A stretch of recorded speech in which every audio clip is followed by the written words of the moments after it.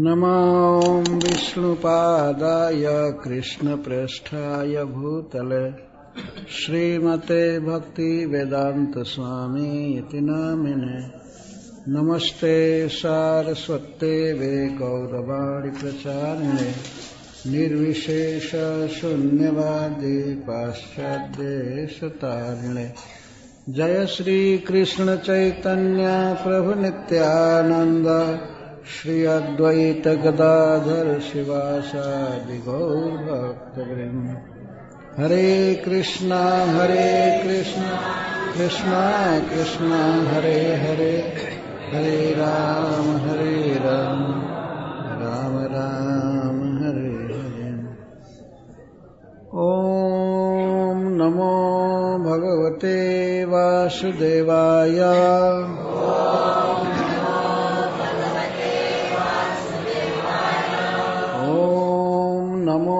भगवते वासुदेवाय।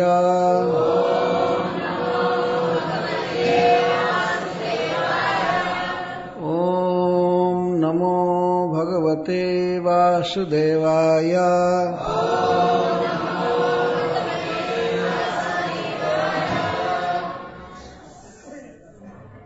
परसों दिन की तरह फिर चलिए इंद्रप्रस्थ राजसूय यज्ञ में। वहां श्री नारद जी प्रवचन कर रहे हैं और मुख्य श्रोता हैं युधिष्ठिर महाराज। युधिष्ठिर महाराज के प्रश्न का उत्तर दे रहे हैं कि मेरे जैसा गृहमूढ़ धी क्या करने से भगवान का धाम प्राप्त करेगा, मुक्ति प्राप्त करेगा, दुख से मुक्त होगा। महाराज युधिष्ठिर बहुत महान पुरुष हैं, भगवान के परम भक्त, लेकिन फिर भी साधारण गृहस्थों का प्रतिनिधित्व कर रहे हैं। अपने को गृहमूढ़ धी कहते हैं। मैं घर गृहस्थी में फंसा हुआ मूर्ख व्यक्ति हूँ। क्या करने से हमारे जीवन में परम हित होगा, या किसी भी गृहस्थ के लिए क्या उचित है दुख से मुक्त होने के लिए, भगवान को पाने के लिए। उनके इसी प्रश्न का उत्तर श्री नारद जी दे रहे हैं। तो उसमें से 2 श्लोक की कथा हुई थी कि हे राजन, घर में रहते हुए, अपने परिवार में रहते हुए जो गृहस्थोचित क्रियाएं हैं, काम धंधा करना, कमाना, घर चलाना, उचित तरीके से उसको करे, लेकिन उसको साक्षात वासुदेवार्पणम, भगवान इससे प्रसन्न होंगे इस भाव से करे। और उपासित महामुनि, और महामुनियों के पास रहे, उपासना करे उनकी। उपासना का अर्थ होता है निकट बैठना, उनका संग करना। तो मैं बताया था कि जो मौन रखते हैं, बोलते नहीं हैं, उनको मुनि कहते हैं। और जो केवल भगवान की बात बोलते हैं, भगवान का कीर्तन करते हैं, गीत गाते हैं, वे हैं महामुनि। तो महामुनियों का संग करे, उनसे प्रेम करे, ये गृहस्थ का कर्तव्य है। और इसके साथ ही साथ उस समाज में, वैष्णवों के समाज में, भगवान के परम मंगल में अवतार कथाओं को सुना करे। और जब भी समय मिले, यथा कालम उपशांत जनावृतम, उपशांत लोगों के बीच में रहे, अर्थात भगवान के भक्तों के बीच में जब भी समय मिले रहे, यह कर्तव्य है। अब तीसरे श्लोक में बता रहे हैं, चौथे में प्रश्न के अनुसार चौथा है, तो सत्संगाच्छन कहि संगम आत्मजायात्मजादिषु विमुच्येन्मुच्यमानेषु स्वयं स्वप्नवदुत्थितः। सत्संग द्वारा, सत्संगात सनकहि आत्मजायादिषु संगम विमुच्येत। भगवान के प्रेमियों का, भक्तों का संग करे और धीरे धीरे आत्मजायात्मजादिषु देह से, जाया से पत्नी से और आत्मजों से संगम विमुच्येत, उनकी आसक्ति धीरे धीरे छोड़े। कैसे आसक्ति छूटेगी? जब दूसरे तरफ आसक्त होंगे तब। इसलिए नारद जी कह रहे सनकहि सत्संगात सनकहि संगम विमुच्येत, सत्संग से दुःसंग छोड़े। भगवान के भक्तों का जब व्यक्ति संग करेगा, उनसे प्रेम करेगा, तो धीरे धीरे देह से और देह से उत्पन्न पुत्रों से और पत्नी से धीरे धीरे आसक्ति छूटती जाएगी।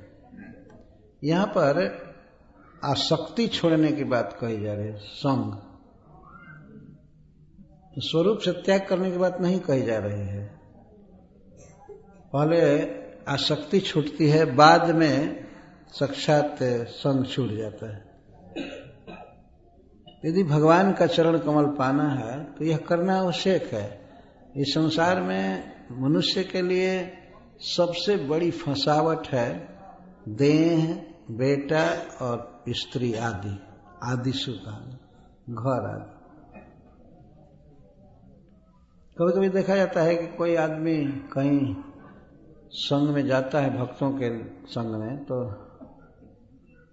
उसे ये अनुभव होने लगता है कि अरे यहाँ तो बड़ा कष्ट है। वैष्णव के समान हो सकता है शारीरिक कष्ट हो, भोजन के लिए कष्ट हो, कुछ हो, तो उसे अपना घर याद आता है। अरे वहां मैं कितना ठट से रहता हूं। तो किसी तरह से आ गया एक दिन, तो इसके बाद भागता है कि अब चलो चलो चलो बस। माया में रहने की आदत हो गई है। यदि वहां दुख है, अपने घर में, अपने परिवार में सबसे ज्यादा दुख है व्यक्ति को, लेकिन दुखे तो सुख मानी न, वो दुख को ही सुख मान लेता है। ये मनुष्य का स्वभाव है, वो चला जाता है, उसी में सुख मानता। एक बार एक कथा कहे हैं, ऐसे मूल तो कथा ये रामकृष्ण परमहंस की है, विवेकानंद जी के गुरु महाराज। तो वो कथा सुना रहे थे कि एक बार एक मल्लाह की स्त्री मालिन के घर गई। मालिन उसकी सखी थी, तो उसके घर गई। अकस्मात उस दिन रात को उसको रुकना था उसके घर पर, मालिन के घर पर, जिसके चारों तरफ सभी घरों में फूल रखे हुए थे, सुगंधित फूल थे। लेकिन मल्लाहिन का काम था मछली का व्यापार करना, मछली मारती थी, रहती थी उसके घर के लोग। तो मछली रखने का एक पिंजड़ा होता है, पता नहीं क्या नाम है उसका, खोचड़ा तो उसको रखी। तो मछलियां उसमें बहुत काल से रखी थी, कुछ उसमें मरती थी, कुछ रहती थी, कभी धोती नहीं थी। तो मछलियों की दुर्गंध लेते लेते उसकी नाक सेट कर गई थी, और उसको वही अच्छा लगता था, जहां भी जाए वो ले जाती थी। तो मालिन के घर में पहुंची, तो मालिन ने खिलाया पिलाया सब किया, और सोते समय उसने उसको एक फूल रखी थी घर में टोकरी में इधर उधर, तो उसने कह दिया इसमें सो जाओ सखी। तो उसमें वो सोई तो सब तरफ उसको दुर्गंध नजर आ रही थी, मतलब सुगंध को ही वो बुरा मान रहे थे कि सब तरफ फूल की सुगंध, फूल। तो सो नहीं रही थी। थोड़ी सी रात हुई, 10 मिनट 20 मिनट रात गई सोने के बाद, वो सो नहीं रही थी। तो पूछती है मालिन, सखी तुमको नींद नहीं आ रही है? तो नहीं, मारे दुर्गंध के नाक फटी जा रही है, नींद नहीं आ रही है। वो हमारा पिंजड़ा ला दो, मछली वाला। उसको अपने सिरहाने रखूंगी तब नींद आएगी। तो उसको उसने अपने सिरहाने रखा तो मछली की दुर्गंध जब नाक में गई तो उसे नींद आ गई खूब अच्छी तरह। यही हालत मनुष्यों की है वास्तव में। घर में दुख है, सब है, लेकिन वहीं रहने की आदत। इतनी आसक्ति हो गई है अपने घर से और इसके साथ साथ देह से। पहली आसक्ति तो देह से है, आत्मा कहते हैं देह को। कभी कभी संस्कृत में आत्मा माने देह। देह के आराम के लिए, देह के लालन पालन के लिए वह आत्मा की उपेक्षा करता रहता है, आत्मा का हित नहीं चाहता। देह को आराम मिलना चाहिए। आत्मा का हित किसमें है? आत्मा का हित है भगवान का कीर्तन करने में, भगवान की कथा सुनने में। भले शरीर को कुछ कष्ट हो, लेकिन आत्मा की उन्नति होती है उससे। आत्मा की उन्नति का क्या मतलब है? कोई इस प्राकृतिक जगत से पार होकर के दिव्य जगत में भगवान के धाम में जाता है और भगवान से मिलने वाला सुख है वो भजन काल में भी प्राप्त करता है। प्रत्येक मनुष्य को, जीव को अधिकार है कि भगवान के आनंद को शेयर करे। भगवान आनंद घन है तो जीव को भी आनंद से रहने का अधिकार है। लेकिन उनका आनंद तब प्राप्त करेगा जीव जब उनके विषय में सुनेगा, गाएगा, उनका मंत्र जपेगा। तो आत्मा का जो सबसे बड़ा हित है, आनंद है, व्यक्ति उस पर ध्यान नहीं देता है। केवल शारीरिक सुख मिलना चाहिए उस पर ध्यान देता है। आत्मा के लिए शरीर को कष्ट देना चाहिए। जैसे मान लीजिए भोर में उठना है मंगला आरती में, शरीर नहीं चाहता है कि उठें, शरीर चाहता है कि और लेटे रहें। लेकिन आत्मा का हित इसमें नहीं है। जितने भी अग्रसर पुरुष हैं जिन्होंने आत्मा के आवश्यकता को और भगवान के साथ अपने संबंध को समझा है, वे लोग भोर में उठ जाते हैं और उठ करके भगवान का नाम लेते हैं। ये कोई ऐसी बात नहीं केवल ये साधुओं के लिए जरूरी है, नहीं नहीं, घर गृहस्थी में रहने वाले व्यक्ति के लिए भी उतना ही आवश्यक। और इधर भी शाम को वो भगवान की भक्ति करते हैं। एक प्रसंग है रामायण में कि भगवान श्री राम और श्री लक्ष्मण जी जब बच्चे थे, वे गए विश्वामित्र जी के साथ, उनको धनुर्वेद की शिक्षा देने के लिए गुरु महाराज ले गए विश्वामित्र जी। और इसके साथ ही साथ कुछ उन्हें असुर सता रहे थे, यज्ञ में बाधा दे रहे थे, तो उनके वध के लिए भी ले गए। तो दोनों लड़के गुरु जी के साथ रहते थे, ऋषियों के साथ, भक्तों के साथ। इसके बाद उन्हें खबर मिला कि महाराज जनक के यहाँ एक बहुत बड़ी प्रतियोगिता है। ये विवाह के योग्य हो गए थे भगवान श्री राम और लक्ष्मण जी। तो वशिष्ठ जी उनको ले गए, उस प्रतियोगिता में भाग लेने के लिए ही ले गए। तो एक साधु के साथ गए थे, ब्रह्मचारी थे, इसलिए एक बगीचे में जनक जी ने इनको ठहरा दिया। बाहर, नगर से बाहर बगीचा में ठहराया। तो वहां पर इनके दिनचर्या का वर्णन करते हुए गोस्वामी तुलसीदास जी बहुत सुंदर लिखे हैं। शाम को एक बार कहते, यहां से चालू कर दे, ऋषय संग रघुवंश मणि करि भोजन विश्राम। और कैसे है, दिवस रहा भर जाम, ऐसे कुछ है। ऋषय संग रघुवंश मणि करि भोजन विश्राम। दोपहर के समय लगभग 1 बजे भोजन किए और कुछ विश्राम किए और बैठे प्रभु भ्राता सहित दिवस रहा भर जाम। इसके बाद बैठे और गुरु जी की आज्ञा पा करके गए संध्या वंदन करने के लिए, शाम का स्नान करने के लिए। स्नान किए, संध्या वंदन किए और इसके बाद फिर कथा चालू हुई। साधुओं के समाज में दोनों लड़के थे, भगवान और लक्ष्मण जी, तो ये दोनों कथा सुनने लगे। तो कहत कथा इतिहास पुरानी रुचि रजनी जुगजाम सिरानी। गोस्वामी जी कहते हैं कथा सुनते और कहते, तो ये तो कहते नहीं थे, तो दोनों सुन रहे थे, लेकिन कथा कहते सुनते आधी रात बीत गई। 12 बजे तक कथा चली। रोज का नियम था।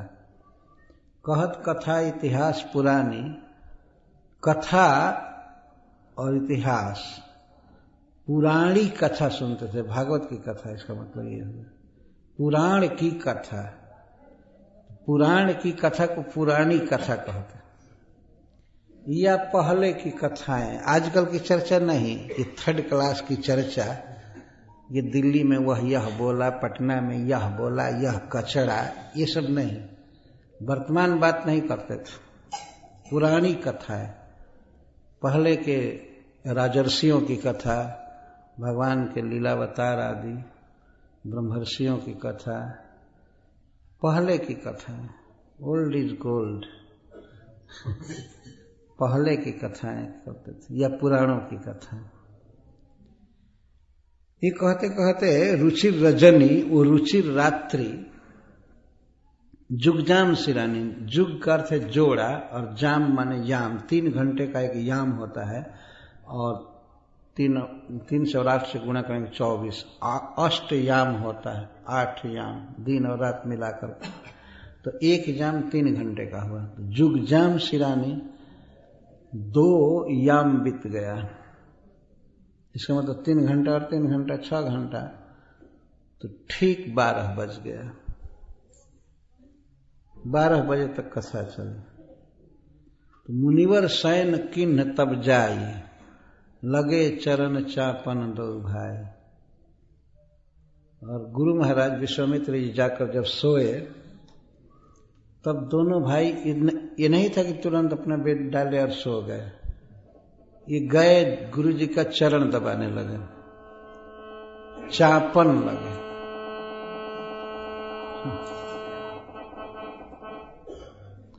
लगे चरण चापन दो भाई।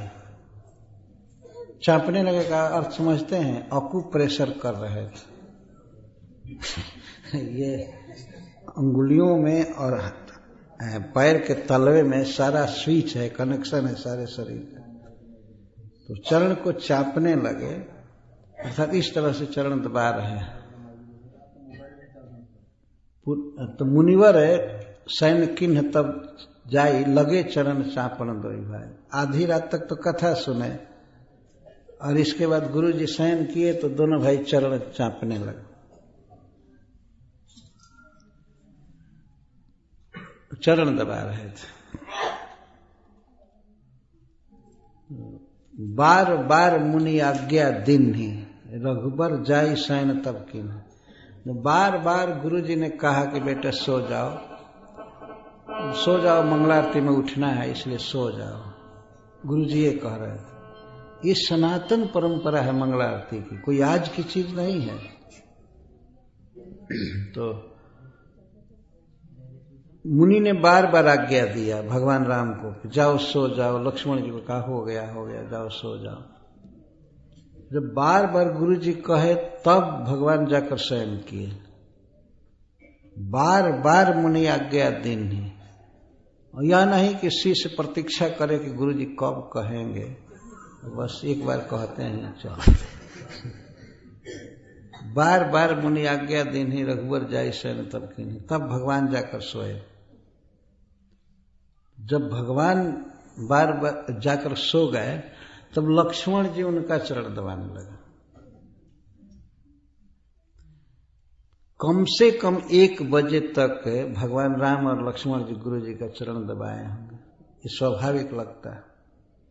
1 बजे तो जाकर भगवान शयन किए, तो फिर लक्ष्मण जी चरण दबाने लगे। तो पुनि पुनि प्रभु कह सो वहु ताता।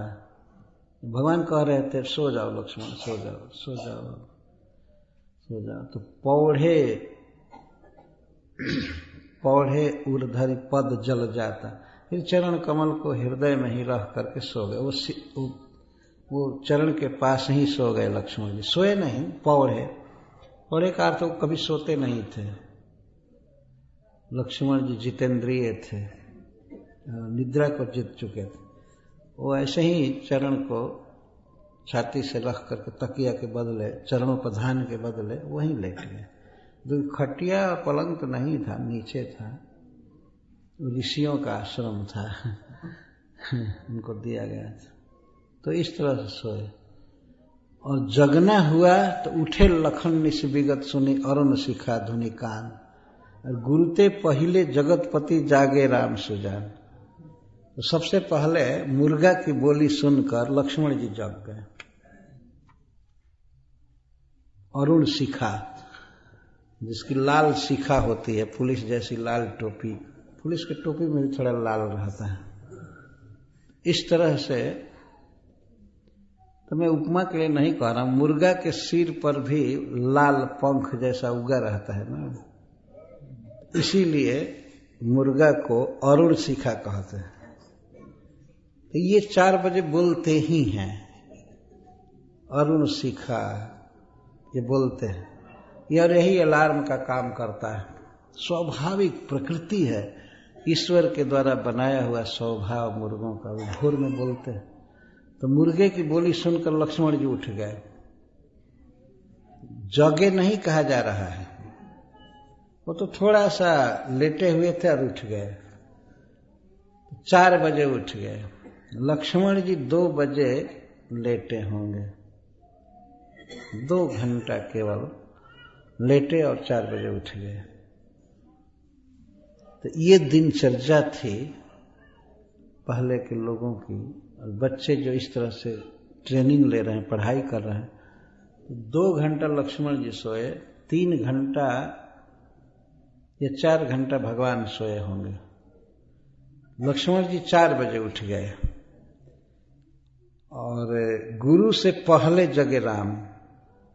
गुरु जी अपन 5-6 बजे जगे होंगे, बेचारे बूढ़े व्यक्ति या जो भी हो, परंतु गुरु जी से पहले भगवान जग गए। गुरुते पहले जगतपति जागे राम सुजान। जो जगत के ईश्वर हैं वे प्रभु पहले जग गए, गुरु जी से पहले जगना था उनको। लक्ष्मण जी सबसे बाद में सोए, वो सबसे पहले जगे, और भगवान गुरु के बाद सोए थे तो गुरु से पहले जागे। देखिए धर्म, व्यक्ति का सबका अपना अपना धर्म है, धर्म पालन में कष्ट भी हो तो उसे करना चाहिए। तो गुरु से पहले जग गए भगवान राम और गुरु जी बाद में जगे। आधी रात तक भागवत की कथा सुनना, कीर्तन करना ऋषियों के समाज में, और इतना कम सोना, भोर में उठ करके स्नान वगैरह करके बिल्कुल फिट है। ये था रूटीन, ये ब्रह्मचारियों के लिए, साधुओं के लिए। तो गृहस्थों के लिए भी ऐसा ही है। ये है कि वे आधी रात तक कथा कीर्तन नहीं कर सकते हैं, परंतु उन्हें चाहिए कि बारंबार भगवान की भक्ति में रहें और धीरे धीरे पुत्र परिवार आदि की आसक्ति से मुक्त हों। धीरे ऐसे देखे हैं हम लोग कई गृहस्थ जो बहुत नियम का पालन करते हैं और जप भी अधिक करते हैं, एक टाइम खाते। देखा गया ऐसे गृहस्थ हैं, चारों तरफ इस्कान में भरे पड़े हैं ऐसे गृहस्थ, जहां जाते हैं सुनते हैं, एक टाइम खाते हैं। जप वे ब्रह्मचारियों से भी ज्यादा करते हैं, है ना ऐसा?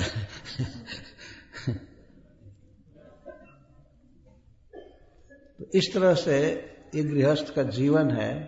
नारद जी बता रहे हैं कि धीरे धीरे जाया आत्मज नहीं आत्म जाया आत्मजा दिशु आदिशु, इससे तत्पर्य गृह आदि से, और सबसे धीरे धीरे ममता आसक्ति हटाता जाए तब व्यक्ति भगवान को प्राप्त करेगा। लेकिन आसक्ति हटेगी कैसे? सत्संग से। सत्संग का क्या अर्थ होता है? सत्य का अर्थ होता है विष्णु का भक्त। आप लोग सावधानी से सुने इस कथा को। आजकल सत्संग शब्द बहुत प्रचलित है। सत्संग का मतलब क्या होता है? सत्संग का पहला मतलब होता है भगवत संग, क्योंकि सत्य परमात्मा है, भगवान है, उनका संग सत्संग है। लेकिन उनका संग बिना उनके भक्त की कृपा से सुलभ नहीं होता है। इसलिए सत्संग का वास्तविक अर्थ किया जाता है भक्त संग, वैष्णव संग। तो भक्तों के, विष्णु के भक्तों के संग से ये भौतिक आसक्ति छोड़ते जाना चाहिए। विमुचित मुच्य मानेसु, यदि व्यक्ति नहीं भी छोड़ेगा इनको या इनकी आसक्ति को, फिर भी ये छूट ही जाएंगे। विमुच्य मानेसु, कोई आसक्ति छोड़े या न छोड़े, ये सब छोड़ने वाले हैं। अब देह की आसक्ति कोई छोड़े या न छोड़े, ये विमुच्य मानेसु, देह खुद ही आत्मा को छोड़कर चला जाएगा। ये लोग प्रयोग करते हैं समाज में कि भाई देह छूट गया, देह छूट गया, मरने को कहते देह छूट गया। लेकिन देह को आत्मा नहीं छोड़ता है, आत्मा को देह छोड़ता है।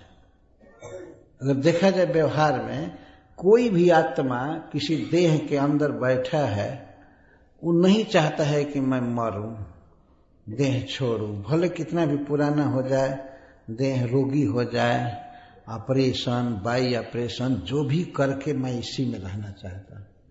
ये कुछ भी हो, आत्मा चाहता है ना, आत्मा नहीं छोड़ना चाहता है इस देह को, लेकिन ये देह उसको छोड़कर गिर जाएगा, इसको कोई गम नहीं। ऐसे चेतन नहीं है। लेकिन वास्तव में जो योगी होते हैं, भगवान के परम भक्त, भगवान में अपने मन को अस्थिर करके वे देह छोड़ देते हैं अपनी इच्छा से। लेकिन अन्य सामान्य लोगों के लिए देह ही उनको छोड़ता है, वे देह को नहीं छोड़ते हैं। तो कहते हैं कि विमुचित मुच्य मानेसु, ये अपने आप ही छोड़ने वाले हैं। स्त्री भी एक दिन छूटने वाली है, छोड़ देती है।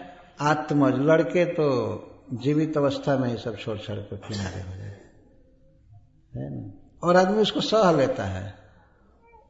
क्या सह? एक बंगलोर में नौकरी कर रहा है, एक गुजरात में गया है, एक उधर गया है, सामने तुम्हारे सब चले गए, अपनी अपनी बीवी लेकर के वो है जहां तहां, छूटा कि नहीं।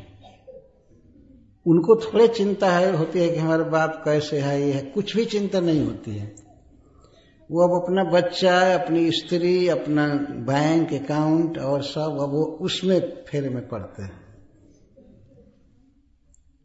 अगर कोई पितृभक्त हुआ तब वो कभी फोन करता है या पूछ लेता है कैसे हैं, कुछ दे देता है, नहीं तो, और दे भी देते हैं तो उसको बहुत बड़ा मानते हैं।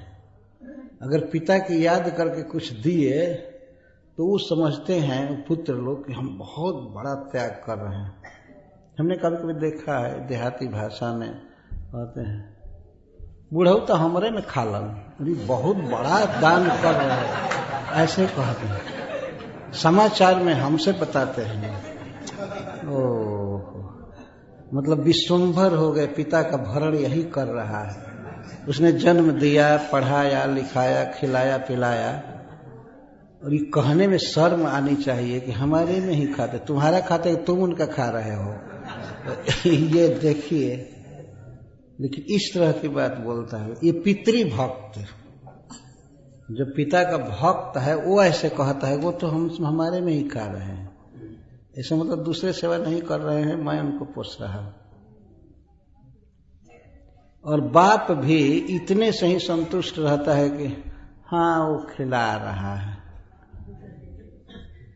वो भी नहीं सोचता खिला रहे हैं भगवान कृष्ण तो उनका भजन करना चाहिए और बेटा बेटी ये सबसे धीरे धीरे ममता हटाना चाहिए, वो कभी नहीं सोचता है। जबकि स्वयं छूटेंगे। नारद जी उदाहरण दे, स्वयं स्वप्नवत उत्थित, स्वप्नवत उत्थित, ये कैसे छूटेंगे?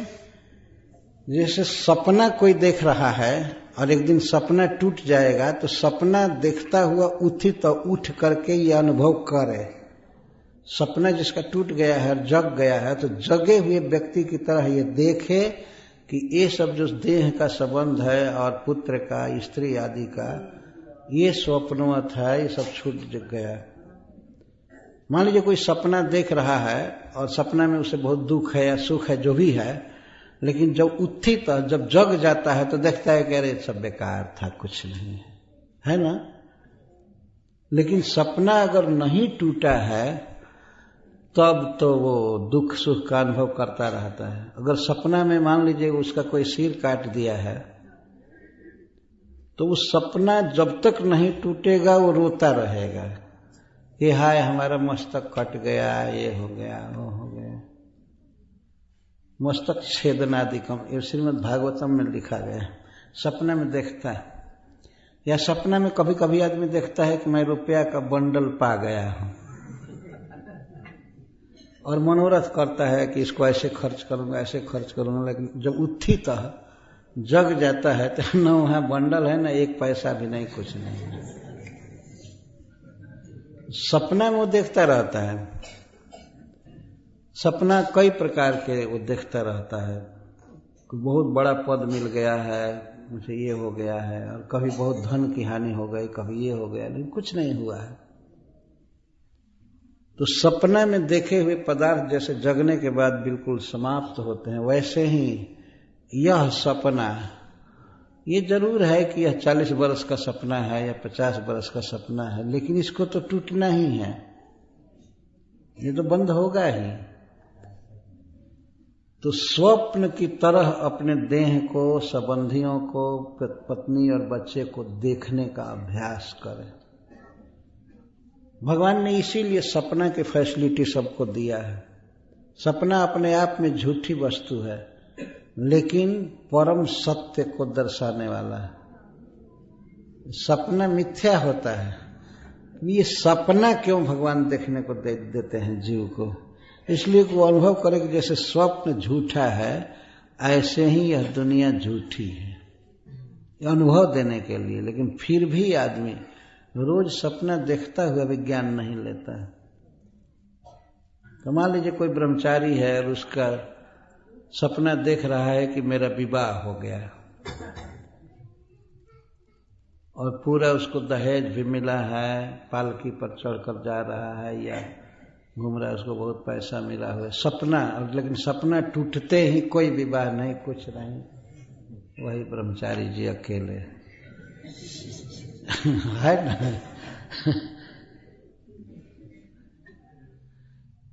सपना, नारद जी सपना का उदाहरण दे रहे हैं। और किस सभा में?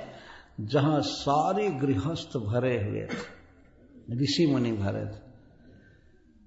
शास्त्रों का, विशेषकर श्रीमद् भागवतम का ज्ञान जनता को देना चाहिए। भले उसे सुनने में कठोर लगे, लेकिन यह परम सत्य है। हम छोड़े या न छोड़े, आखिर देह तो जाएगा ही। देह को कितना दिन आदमी ले चलकर चल सकता है? कितना दिन? जब आंख के सामने देखते देखते बाल पकने लगा, दांत टूटने लगा, घुटना में शिकायत है इससे आजकल का आदमी कहता है सब तो ठीक ही है, ये घुटना में शिकायत है। कुछ क्या शिकायत है? अरे पुराना हो रहा है, घिस रहा है, तब शिकायत है। शिकायत है, इसका मतलब रोगों की गुरुता को, भयंकरता को सामने नहीं आने देना चाहता है। जो चीज भयानक है, जो वास्तविक प्रॉब्लम है, उसको आंखों के सामने रखना चाहिए। भगवान गीता में कहते हैं, जन्म मृत्यु जरा व्याधि दुख दोषानुदर्शन। जन्म में जो दुख है और दोष है, और बुढ़ापा में जो दुख और दोष है, और मरने में दुख और दोष है, और जन्म लेने में, इसको अनुदर्शनम, बार बार या निरंतर देखना चाहिए। ये 4 प्रॉब्लम है, जन्म लेना, मरना, और मरने और जन्म के बीच में बुढ़ापा और रोगों का दुख। इसको सामने रखना चाहिए, अनुदर्शनम। और मनुष्य क्या करता है? इनको पीठ के पीछे कर देता है। वो अनुदर्शनम भगवान कहते हैं, यह बिल्कुल पीछे नहीं देखना, नहीं देखना चाहता। और बाल पकने लगा तो कोई न कोई मसाला लगाकर काला करता है। दूसरों को भी धोखा में डालना, अपने को भी। जब बाल पकने लगा तो भगवान का नोटिस है ना, सावधान होना चाहिए कि अब तो शरीर पकने लगा है, अब तो अवश्य माला जपनी चाहिए। लेकिन आदमी उसको इग्नोर करके बस अपने संसार की आसक्ति को ही चलाना चाहता है। सब चीज नकली बना लेता है। अगर आंख की ज्योति कम होने लगे तो ये व्यक्ति सोचता है कि अगर चश्मा ले लिया तो अब बिल्कुल 16 वर्ष के लड़के के समान देखता रहूंगा, अब कोई चिंता नहीं। ठीक है, उपाय करना चाहिए देखने की शक्ति, लेकिन आंख पर चश्मा चढ़ाकर क्या करने के लिए? भागवत पढ़ने के लिए, ये मंदिर आने के लिए चश्मा लगाना, तब माना जाएगा कि यह व्यक्ति भगवत पथ पर है और अपनी इंद्रियों में जो तेज शक्ति ला रहा है तो ठीक कर रहा है। लेकिन मनुष्य वही भोगों के लिए ही ये सब उपाय करता है, भोगों के लिए उपाय। अगर मान लीजिए किसी को देखने की शक्ति नहीं रही तो चश्मा लगा करके क्या देखता है? टीवी देखता है और कहीं बैठकर अखबार पढ़ता रहता है। कई बार देखते हैं ना, ये अखबार पढ़ने के लिए चश्मा लिए, पूरा जिंदगी तक आंखें चलती नहीं हैं, अंत में दूसरे का सहारा लेकर के कुछ बरस जी करके गुजारा करना होता है। और ऐसा समय आता है, घुटना आदि की दुर्दशा, कि व्यक्ति जो खेत घुमा है, व्यापार किया है, कहाँ से कहाँ गया है, वो एक दिन अपने घर से बाहर जाने की शक्ति नहीं रखता है। किसी तरह से शौचालय चला जाता है तो लोग घर के इसी बात से खुश रहते हैं कि वो तो अपने से चल जालन। बाप रे बाप, भारी पुरुषार्थ कर रहे हैं। मैंने स्वयं अगर टॉयलेट चले गए तब बहुत अच्छा है, बुरा तब होंगे जबकि बिल्कुल सो जाएंगे ना। इस समय दोष नहीं देखते हैं बुढ़ापा का, कितना पंगु बना देता है। सब बात के लिए बुढ़ापा बहुत खराब है वास्तव में, लेकिन इस खराबी को कोई देखता नहीं है, बस इग्नोर करता रहता है, इग्नोर करता रहता है। एक व्यक्ति हमको दिखा रहा था एक बार बॉम्बे में, अपना कुर्ता हटा करके कि महाराज जी यहाँ बाईपास ऑपरेशन हुआ, 2 बार हमारा हुआ। तो एक बार इधर पेट के तरफ चिरा हुआ था लंबा ऐसे, और एक पीठ पर चिरा हुआ था, पता नहीं कैसे था। बाई ऑपरेशन, मतलब शरीर के भीतर ऑपरेशन न करके बाईपास ऑपरेशन करना है। बाईपास जैसे शहर के बाहर बाहर रोड जाता है, शहर को पास करके। तो वो दिखा रहे थे इसलिए कि मेरा सफल ऑपरेशन हो गया है, कुर्ता निकाल के दिखा दी। तो मैं कहा नहीं उनसे, लेकिन मेरे मन में आया कि पूरा रेलवे लाइन भी बिछा दिया जाए तब भी भजन नहीं करेंगे। आदमी गर्व से कहता है हमारा तो बाईपास ऑपरेशन हुआ था। बोलते ये लोग हैं ऐसे। एक बार एक गांव में 2 व्यक्ति झगड़ा कर रहे थे, तो गांव के स्टैंडर्ड से एक व्यक्ति धनी था गांव में और वो गरीब था। तो वो कहता है तुम हमसे क्या बात करोगे, तुम्हारे घर का खर्चा साल भर का जितना होता है उतना मेरे दवाई में लगता है, तुम हमसे क्या बात करोगे। इतना भारी रोगी हूं, इसमें भी गर्व है। दवाई खाना कौन सौभाग्य की बात है। इस तरह से दुखे च सुख मानिना, व्यक्ति अंततः अज्ञान में माया में ही सुख मानता है, और उसको कोई रोग नहीं है, वो दवाई नहीं खाता है तो वो सुखी है ना। लेकिन सालों भर उसके घर का जो खर्चा लगता है उसके उतना इसके केवल दवाई में लगता है। यह बात केवल एक एक व्यक्ति या परिवार पर ही नहीं है, देश स्तर पर भी।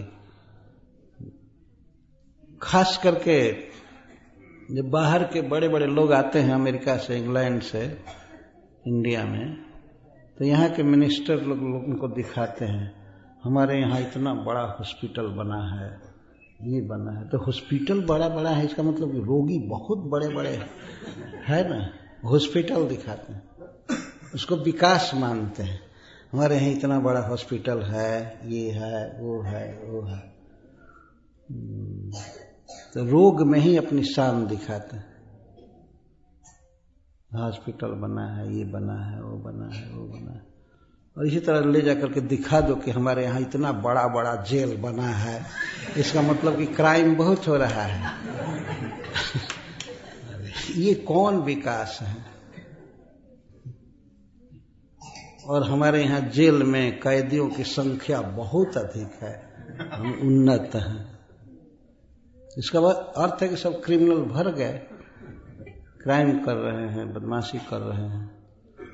यह कोई विकास नहीं है, यह बुद्धिहीनता है। तो ये परिवार स्तर पर भी कोई कभी कभी दिखाता है, ये हमारा बच्चा है, ये पढ़ाई कर रहा है, ये कर रहा है, वो कर रहा है, वो कर रहा है। लेकिन क्या कभी ये दिखाए हैं कि ये मेरा बेटा बहुत अच्छा है, ये 16 माला भजन करता है, महामंत्र जपता है? कभी कभी भक्त लोग दिखाते हैं कि महाराज ये हमारा बच्चा ये 8 माला जप करता है। भक्त लोग ऐसे बोलते हैं, ये 2 माला जप करता है, ये भगवत गीता पढ़ता है, ये भागवत पढ़ता है। तो वो बात सुनने में बहुत अच्छी है, लेकिन केवल ये दिखाना ये करता है, ये करता है, वो करता है, कोई भक्ति नहीं, कोई भजन नहीं। और अंततः जो कुछ भी हो रहा है वे माता पिता को छोड़ने की तैयारी में हैं। बस तैयारी में है कि जब ही नौकरी लगती है, विवाह होता है, तो चल उड़ जा रे पंछी अब ये देश हुआ दे। माता पिता कैसे हैं कोई चिंता नहीं, साल में 1-2 बार फोन कर देते हैं कभी कभी लोग, वही बहुत भारी हुआ। और अपनी प्रिया से रोज फोन पर बात करते हैं। और माता पिता से महीने में 1 कर दिए तब तो श्रवण कुमार ही हैं। और ये इतना बड़े भक्त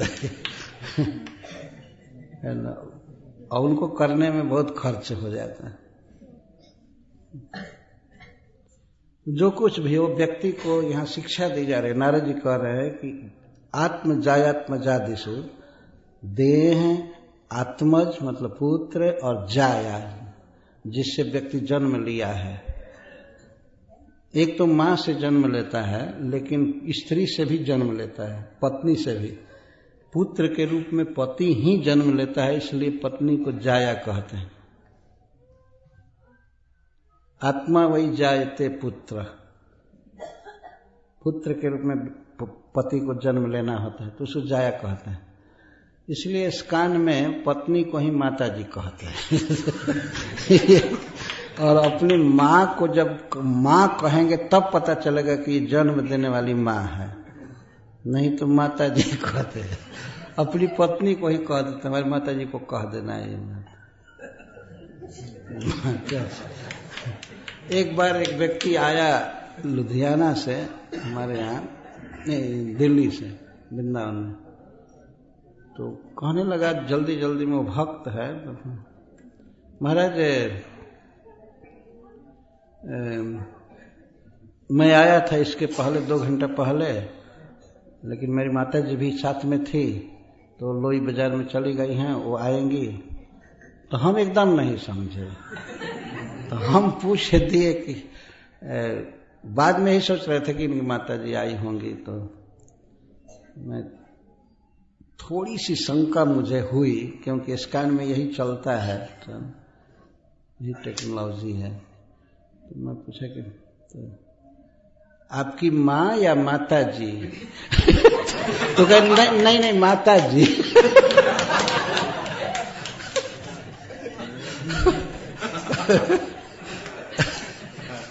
नहीं महाराज, वो माता जी फलाने की माँ अपने लड़की का नाम रखे, इतना भ्रम में डालते हैं। जो भी हो, जाया भी एक माँ ही है पति के लिए। तो जाया में ममता होती है, बहुत अधिक घनिष्ठ। जहां व्यक्ति फंसा है वो उसी का नाम नारद जी ले रहे हैं कि देह में, बेटा में, पत्नी में, आदिशु, आदिशु माने और भी बहुत से, जैसे घर द्वार धन, तो किसी किसी की ममता भाई आदि में भी होती है, लेकिन मुख्य जो ममता के विषय हैं देह, आत्मज और जाया। जाया को बीच में रखा गया। देह, जाया वही है ना, और आत्मज आदिशु, इसकी ममता को छोड़ना चाहिए धीरे धीरे। कौन छोड़ेगा? जो व्यक्ति सत्संग करेगा वो छोड़ेगा। तो सत्संग करना चाहिए। नारद जी का कहने का आशय ये है। ये महाराज युधिष्ठिर के प्रश्न का उत्तर दे रहे हैं। ऐसे नहीं आजकल के धोखेबाज प्रवचन करता, नहीं परिवार में आराम से रहो, खाओ पियो, गृहस्थ से बड़ा कौन है, बच्चों की सेवा करना यही ड्यूटी वर्शिप है। ऐसे लोग बोलते हैं। ये क्या पत्थर की पूजा करते हैं लोग। सीधा बोलते हैं से अपने परिवार को पोसना, पढ़ाना लिखाना बच्चों को, ये ईश्वर की सेवा है।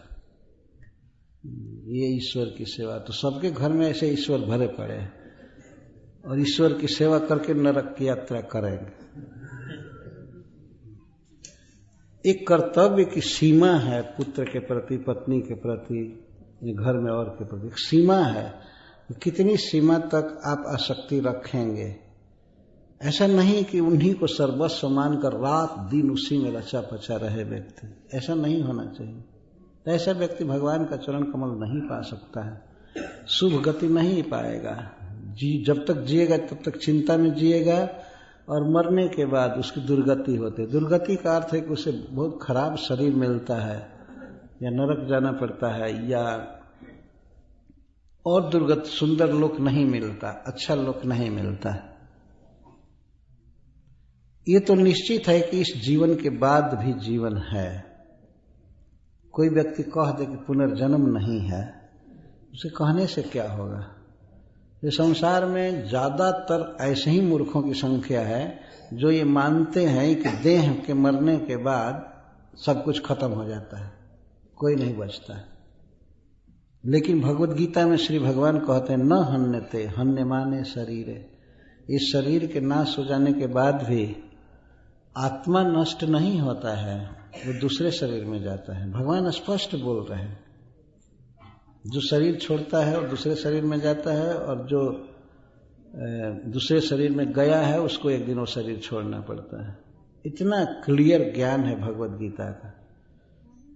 यह केवल सनातन धर्म के लोगों को ज्ञान है कि आत्मा अमर है, शरीर नाशवान है, आत्मा के हित के लिए काम करना चाहिए। हम लोगों में, हिंदुओं में ये परंपरा है कि जब किसी का शरीर छूट जाता है तो हम लोग लिखते हैं दिवंगत, या वैकुंठ गए, या स्वर्ग गए, है ना, लिखते हैं। तो कौन स्वर्ग गया? देह तो यहीं पर रहता है। देह यहाँ छूट जाता है, चिता पर चला जाता है, जला दिया जाता है या गाड़ दिया जाता है, जो भी किया। तो स्वर्ग या वैकुंठ गया कौन? आत्मा ना। आदमी जो शब्द का प्रयोग करता है कि हमारे पिताजी स्वर्गवासी हो गए या वैकुंठ चले गए, गंगा लाभ किए या दिवंगत हो गए, तो आत्मा के लिए ही वो लिख रहा है। तो आत्मा जाता है जरूर, अब अपने कर्मानुसार जहां भी जाए, लेकिन उसको जाना है शरीर छोड़कर। और दूसरे लोग शरीर को ही आत्मा मानते हैं। इतना ज्ञान नहीं है। वैदिक शास्त्रों में जो ज्ञान है, भगवत गीता में या भागवत आदि में, वो ज्ञान कहीं दूसरी जगह नहीं है। आत्मा का कोई ज्ञान नहीं है। जैसे मान लीजिए किसी व्यक्ति का कोट या स्वेटर कहीं गिर जाए तो दूसरा व्यक्ति हल्ला करे कि वो तो मर गए, वो तो मर गए। तो भगवान गीता में कहते हैं वासंसी जीर्णानि यथा विहाय। जैसे पुराने कपड़ों को छोड़ करके व्यक्ति नया कपड़ा पहनता है, उसी तरह से आत्मा देही एक दिन पुराने देह को, पुराने से तात्पर्य है उसका कर्म फल जब पूरा हो जाता है वो देह छोड़ करके नया देह धारण करता है। तो देह तो पोशाक की तरह है, वस्त्र की तरह है। हम लोगों के ये इस क्या कहेंगे हेरिटेज, हम लोगों की बपौती है, भगवान का दिया हुआ ज्ञान सामने है बिल्कुल क्लियर।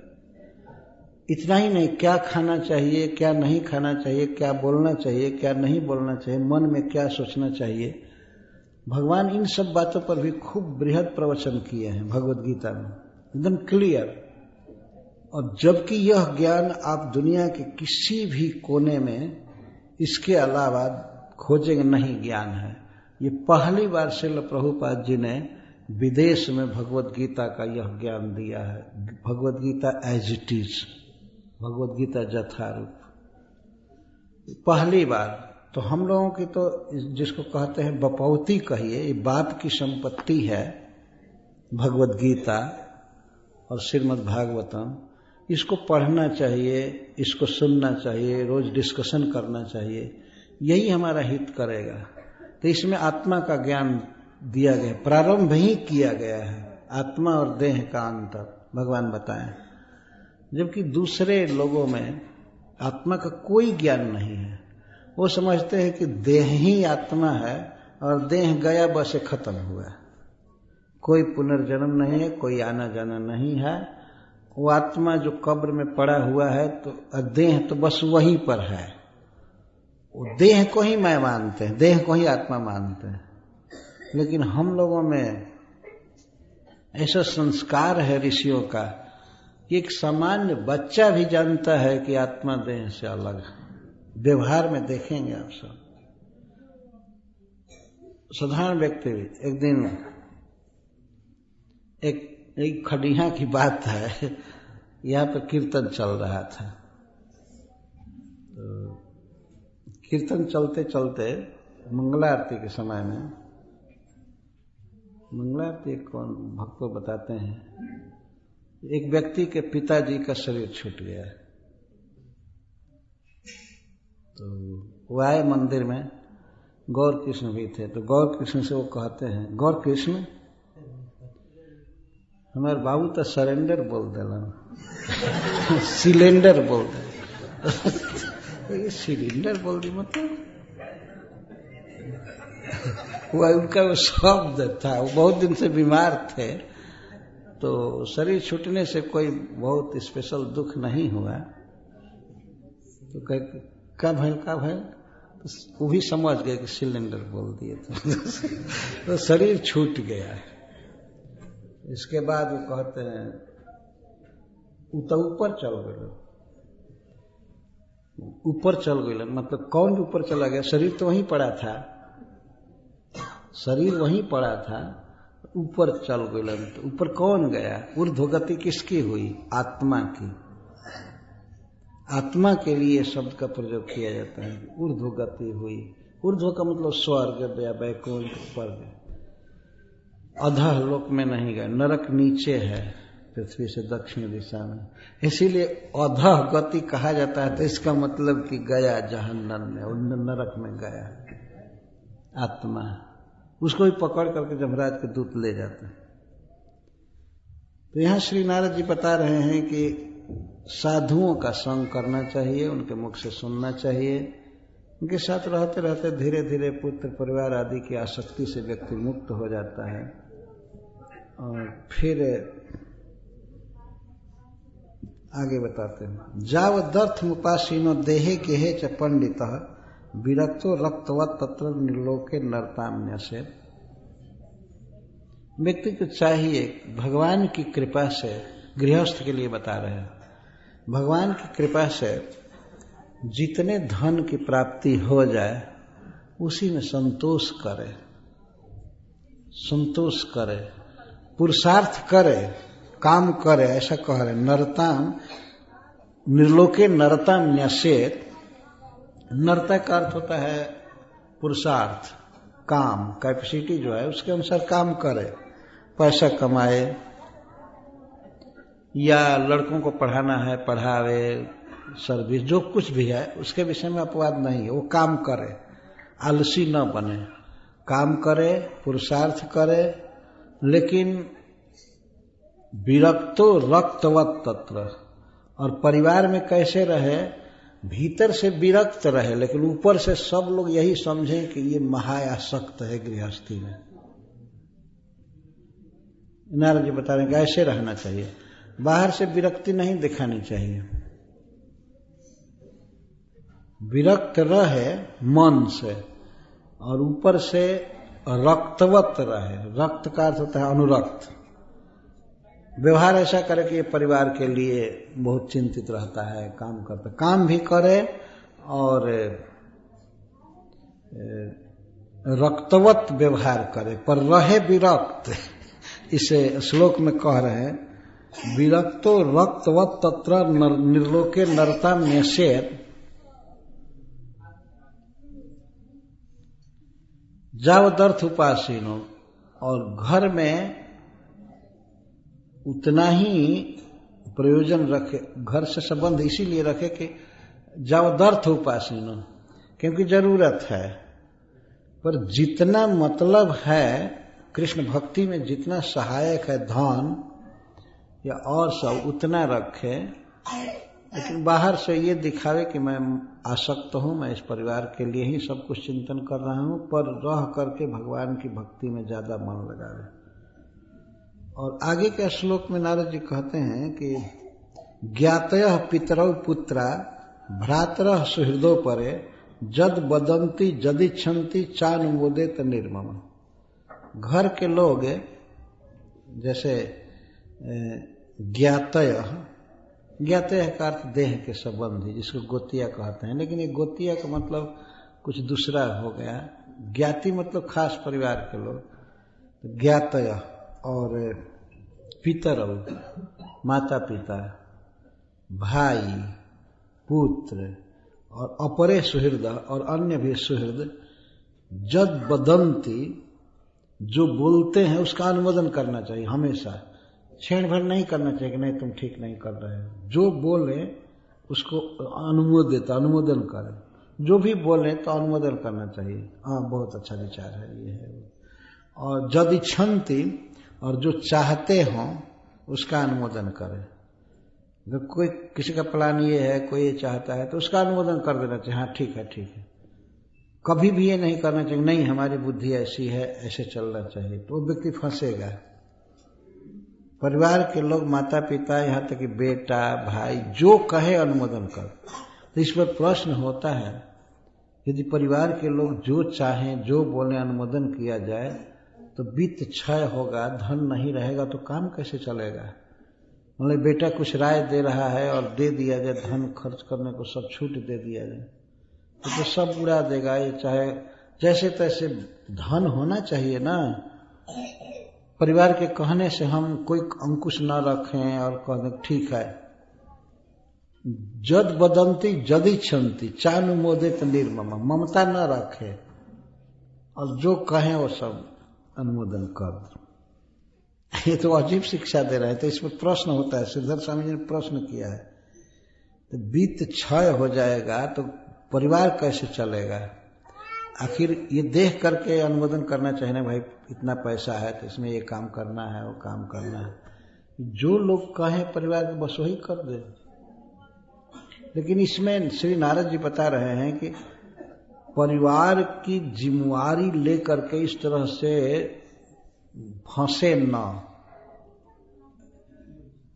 तो कहे तो धन हो, अगर धन नहीं रहेगा व्यक्ति दरिद्र हो जाएगा, काम धंधा ठीक से नहीं हुआ, तब कहते हैं। श्री नारद जी कहते हैं कि दिव्यम भौमम चांतरिक्षम वित्तम अच्युत निर्मितम तत्सर्वम उपभुंजाना एतत् कुर्यात् स्वतो बुधा। धन की कमी नहीं है, श्री नारद जी कहते हैं, चिंता मत करो, भगवान की कृपा से मिलेगा पोषण के लिए।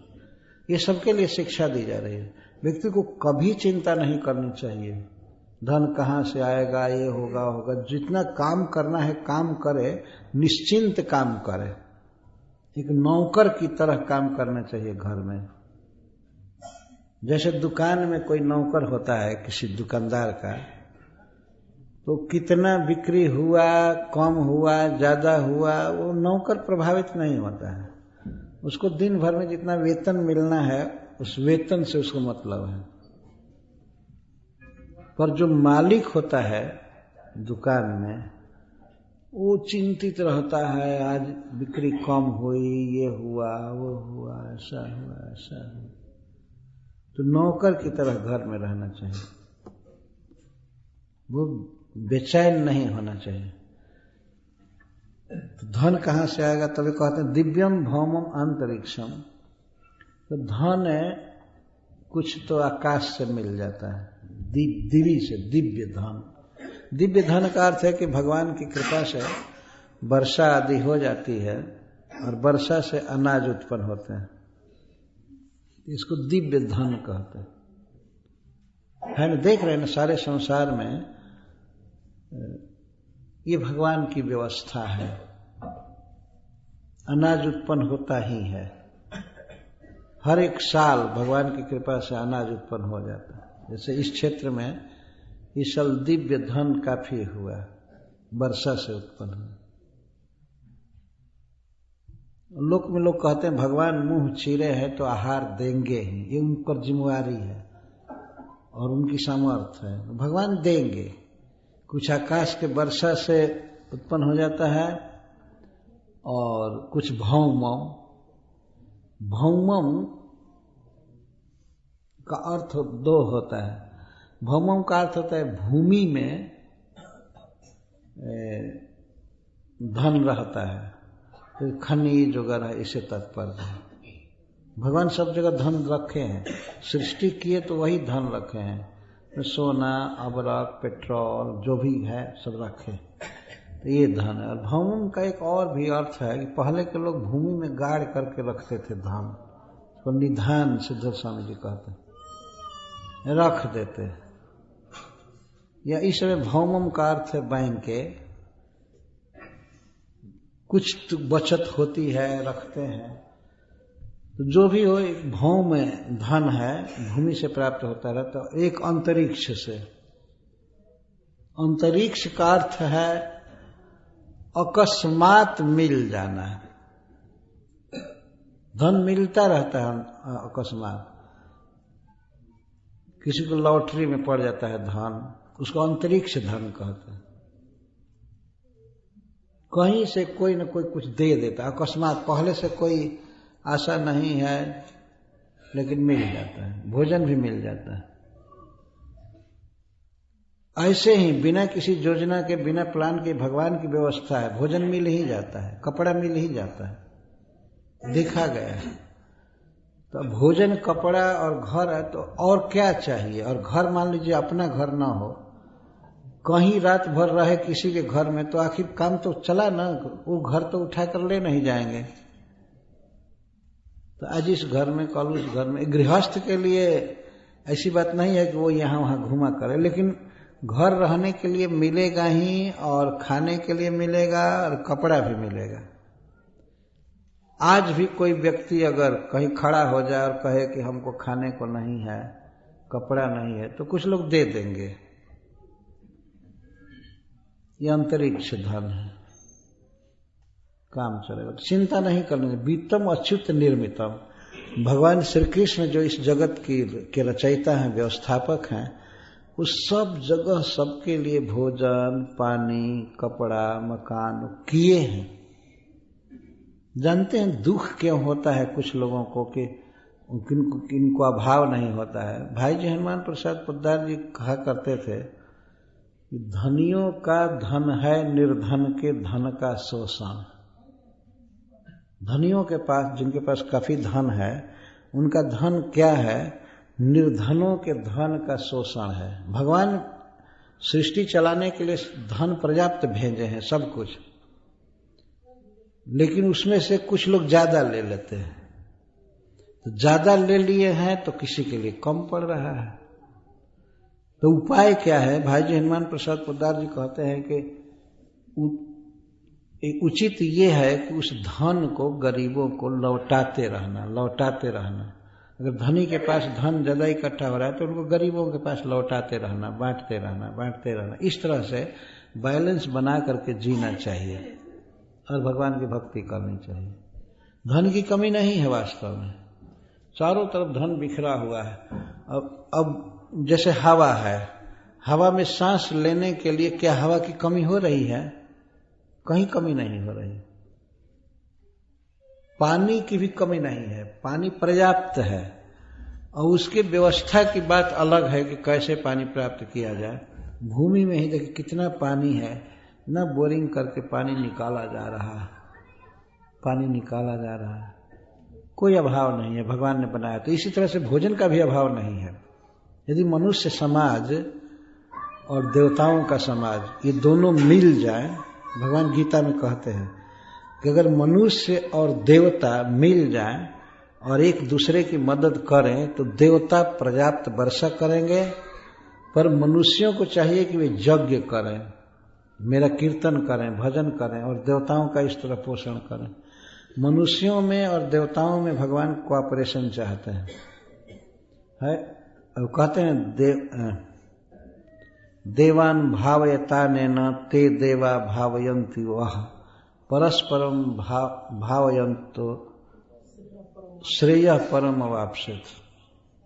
इस सृष्टि को कौन ठीक से चलाएगा? भगवान ने तो रच दिया, सारा सामान दे दिया, लेकिन दो प्राणी जिम्मेवार हैं, देवता लोग और मनुष्य। तो जो मनुष्य देवताओं को नहीं मानता है वो गधा है, वास्तव में बिल्कुल मूर्ख।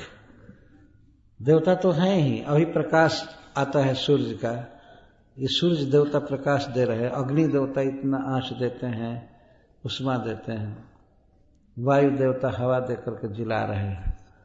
ये सारी व्यवस्था है, भगवान ने देवताओं को नियुक्त किया है। तो मनुष्य को चाहिए कि देवताओं का आदर करे, उनके लिए जो जरूरी है उनको दे, तो वे देवता तुमको देंगे। ते देवा भावयन्तु वह, देवता देते हैं। अब जरा विचार कीजिए, पर्याप्त वर्षा हो तो कितना सुखी समाज होगा, अन्न की कोई कमी नहीं रहेगी। अगर वर्षा ठीक टाइम से और सब जगह हो तो पहाड़ पर बहुत से अनाज होंगे, पेड़ पौधे फलेंगे, धरती का एक एक कण सिक्त रहेगा, तो कितनी फसल हो सकती है। लेकिन नहीं, अब यथेष्ट वर्षा होने से कितनी कम फसल होती है। और कहीं कहीं नहर में हो जाता है, वो भी भगवान की ही व्यवस्था है, पानी नदी का ही है। तो व्यक्ति को चिंता नहीं करनी चाहिए, तेरा राम जी करेंगे बेड़ा पार, उदासी मन काहे को करें। अष्टमी भगवान सब चलाते हैं। जेकर खर्ची सवा मन के उपजे सवा शेर, ना जाने राम जी लगाई हैं कौन फेर। वो तो कोई न कोई फेर लगा ही देते हैं।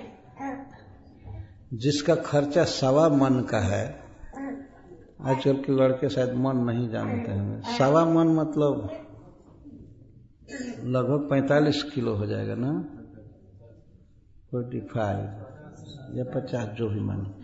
तो इतना खर्चा है और उत्पन्न की कितना हुआ खेत में, सवा शेर, मतलब 1 किलो लगभग, थोड़ा ज्यादा। पर फिर भी भगवान राम सबका पार करते हैं।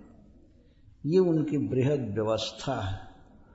मनुष्यों को चाहिए कि वे ईमानदार बने, वे गरीबों को देखें, गरीबों को सहारा दें। जिनको भगवान ने दिया है वे जितना भी कर सके गरीबों के लिए करना चाहिए। तो इस तरह से मनुष्य समाज सुखी रहेगा। एक कवि ने लिखा है कि वो प्रश्न करता है कितना दान किया जाए, कितना दान किया जाए, हमारे पास खुद ही नहीं है। तो वो कहता है कि तुम्हारे पास यदि 1 रोटी है तो आधा दान कर दो।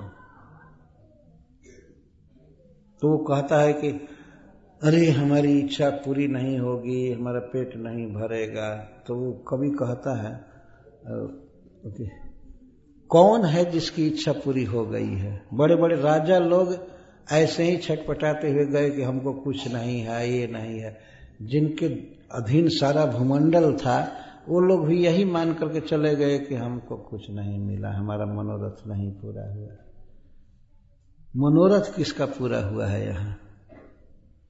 अतः अगर एक रोटी भी भगवान की कृपा से मिल रही है तो आधी रोटी गरीबों को दे दो, दूसरे को दे दो, क्योंकि तुमको एक रोटी नहीं मिली, मान ली आधी दे दिए तो उसको भी आधी मिल गई ना।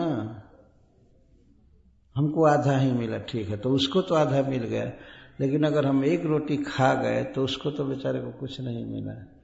तो वास्तव में मनुष्यों पर जिम्मेवारी है भगवान के द्वारा कि तुम अभावग्रस्त लोगों को देखो, उनकी आवश्यकता देखो, और कर सकते हो तो करो, ये जितनी शक्ति है उतना करो।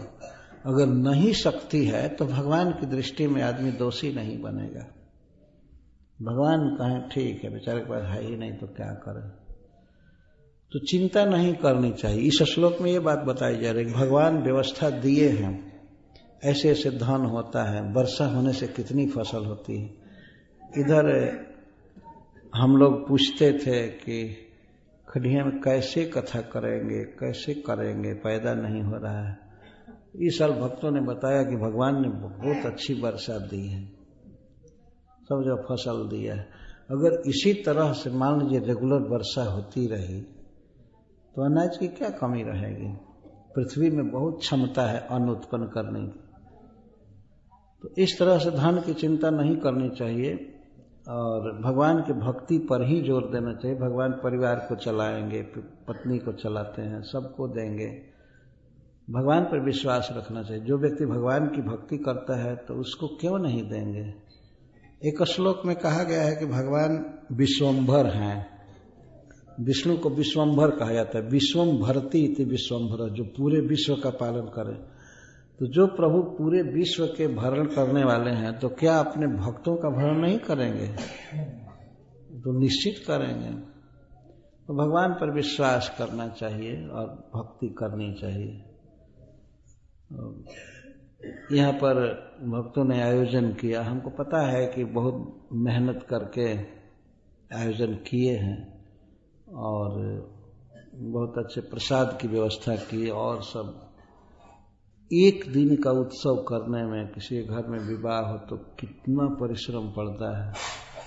ये लोग 7 दिन व्यवस्था किए, तो अवश्य ये भक्त लोग और इनके जो भी सहयोगी हैं वे भगवान की कृपा के पात्र हैं। धन्यवाद देते हैं हम लोग।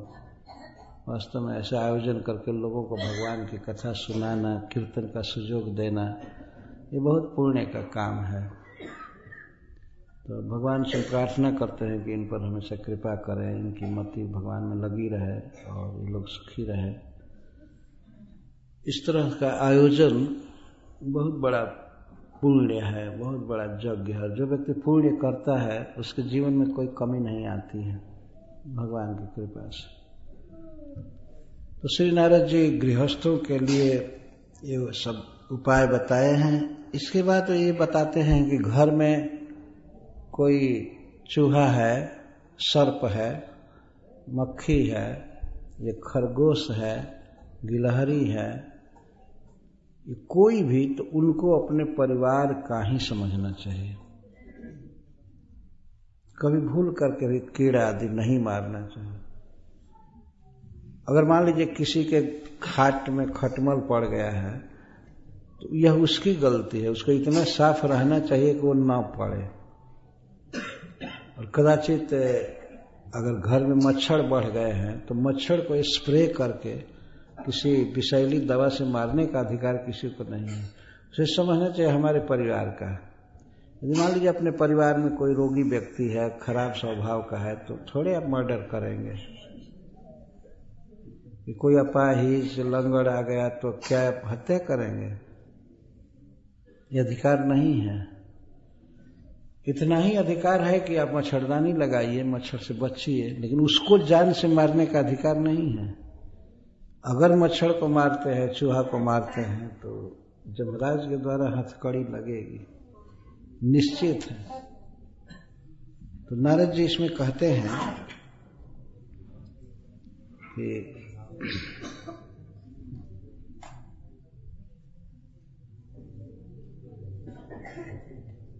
वो आगे कहते हैं, मृगोष्ठ खर मर कासु सरीसृप खगमक्षिका आत्मनः पुत्रवत् पश्येत तैरेषाम अंतरम कियत। श्रीनाथ जी कहते हैं। मर्क बानर, उष्ट्र ऊंट, बानर नहीं मृग, मृग का अर्थ हरिण, हरिण और भी पशु, और ऊंट, खर, खर का अर्थ गधा, और मरकट, बानर, आखू, चूहा, सरीसृप, सांप, खग, पक्षी जो खेत में खा लेते हैं, मक्षिका, माछी, आत्मनः पुत्रवत पश्येत, अपने खास औरस पुत्र की तरह इनको देखना चाहिए कि हमारे पुत्र। कितनी उदार दृष्टि है नारद जी की, इसको कहते हैं भगवत भजन, उदार दृष्टि। इनको अपने बेटा के समान समझे, पुत्र के समान। तैरेशा अंतरम कियत, उनमें और अपने पुत्र में अंतर क्या है, नारद जी का प्रश्न है। तई है ऐसा, इनमें और पुत्रों में क्या अंतर है। अगर ये व्यक्ति देखे कि नहीं ये तो पुत्र तो कोई उत्पात नहीं करते, लेकिन पुत्र जितना उत्पात करते हैं वो नहीं करेंगे। ये सब जीव, कोई भी ऊंट, बानर या गधा या पक्षी या मक्खी, क्या है आपके बक्से से पैसा ले जाएगा? लेकिन बेटा तो ले जाते हैं। अरे वो आएगा, कितना खाएगा? खेत में मान लीजिए खाने लगा तो कुछ खाएगा, बस पेट भर जाएगा, चला जाएगा। केवल एक जीव है जो संग्रह करता है, वो है चूहा। फिर भी उतना संग्रह नहीं कर सकता है। धान का बाल ले जाएगा, कितना ले जाएगा, लेकिन लड़का अगर बदमाश हो गया तो कितना अनाज ढो करके बेच देगा बाजार में, है ना। और पैसा आदि लेना तो दूर की बात, बहुत ज्यादा तंग करते हैं। तो उनमें और इनमें क्या अंतर है? फिर भी बेटा को मानते हैं, है ना। और ऐसे चूहा को, मृग को, चाहे बराह को, सुअर को, इनको मार देना, या कीड़े मकोड़े, पशु पक्षी, सब ये तो ऐसे जीवों की बात की जा रही है जिनके साथ घर में कोई संबंध नहीं है, फिर भी उनको अपने बेटा के समान मानना चाहिए। और फिर गाय को, भैंस को, बैल को तो एकदम अपना स्वरूप ही समझना चाहिए। घर में गाय है चाहे भैंस, किसके लिए है? उस परिवार के लोगों के लिए है, मेंटेन करने के लिए, दूध बेच करके चाहे खा करके। तो वो तो बिल्कुल अपने स्वजन हुए। जब ये बेटा की तरह हुए तब तो ये आत्मा की तरह हो गए। तो उनको ठीक से पानी पिलाना, समय पर भोजन देना, और उनके पास कुछ रुकना, उनको सहलाना, उनको प्यार देना, ये मनुष्य का कर्तव्य है। और भूल करके भी उन्हें प्रकारांतर से कसाईयों के हाथ में न भेजना। आजकल एक बहाना चलता है कि हम इतना कहाँ रखेंगे, इतने बढ़ गए, ये हो गए, हो गए। तो घर में अगर बहुत से बच्चे बढ़ जाए और कुछ लोग पुराने हो जाएं तो उनको कसाई खाना में भेज देंगे, हैं? किसी तरह पालन करते हैं ना। जब जवान था बैल या गाय, जब जवान थी, दूध दे रही थी तो दूध पी रहे थे, और बूढ़ी हो गई तो इतना निर्मम हो जाना, निर्दय हो जाना, और ऐसे बेच देना दूसरों को, और वो ले जाकर कसाई को बेच देता है। जानता है आदमी कि ये गाय काटी जाएगी कसाई के यहाँ, ये भैंस काटी जाएगी, फिर भी बेच देना। क्या यही गृहस्थ का धर्म है? दया होनी चाहिए ना। जिस मनुष्य में दया नहीं है वह मनुष्य नहीं है, उसमें धर्म कुछ भी नहीं है। दया धर्म का एक पिलर है, अंग है, भागवत में बताया गया है। सत्य, शौच, दया और तप, ये धर्म के अंग हैं। जिस मनुष्य में दया नहीं है वो कितना भी धर्म का ढोंग करे, उसमें धर्म है नहीं। दया पहला गुण है, दया होनी ही चाहिए सब में। तो पशुओं में दया, और जैसे अपने पुत्र पर दया रखते हैं वैसे दया इन लोगों पर रखना चाहिए। बेचारे मान लीजिए कोई खटमल है, खटमल अगर किसी को काटता है, उसको पता नहीं है कि इसको दुख होता है, उसको कुछ भी ज्ञान नहीं है। उसकी जीविका भगवान ने बनाया है खून पीना। मच्छर की भी जीविका है खून पीना, और खटमल की जीविका है वो खून पीकर कहीं जिएगा। तो आप कितना भी पूरी या दही या पुआ रख दीजिए, वो खाने नहीं जाएगा, उसकी जीविका नहीं है। लेकिन अगर मनुष्य कहीं सो जाए तो वे तुरंत आते हैं चूसने के लिए, और ये प्रकृति का नियम है, उसकी जीविका है। अगर इस स्थान पर प्राइम मिनिस्टर भी आ जाए तो उनके गाल से खून निकाल लेगा मच्छर, बैठ जाएगा।